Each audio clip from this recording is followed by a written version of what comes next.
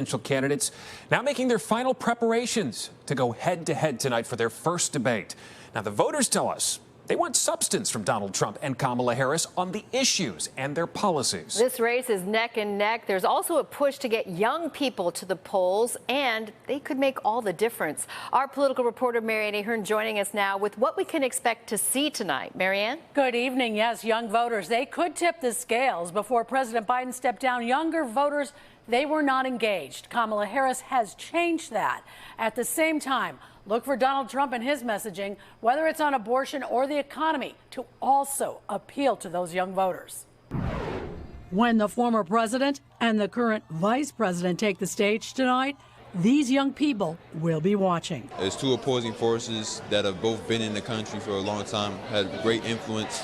So deciding on who to vote right now is important for me. Talk about the issues that at hand that's affecting us the most, like, for instance, gun violence.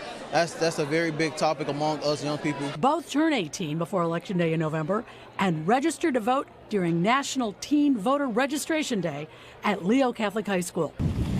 In Chicago, the majority of new registrations since June are among young voters aged 18 to 35. And they made a difference in the 2023 mayoral election. Young voters saw the highest percentage of increase in ballots cast in the April runoff. Alderman David Moore says Trump and Harris should keep that in mind. How are you going to engage more young people? I want to hear her say how she's going to help and how Trump is going to help communities where there's high crime and high unemployment. But can this debate make a difference?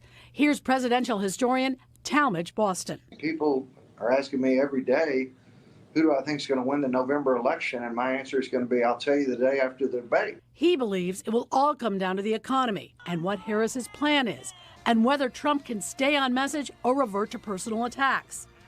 Also today, Governor Pritzker on the biggest challenge ahead for Harris, Trump's experience, as he sets lower expectations for Harris. This guy knows how to debate, and Kamala Harris has had fewer debates.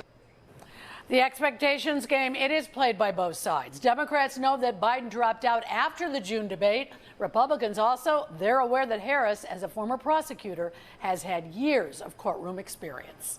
Allison? Some say the ratings could be higher than the Super Bowl tonight. Everybody wanting to see what happens. Thank you, Ann.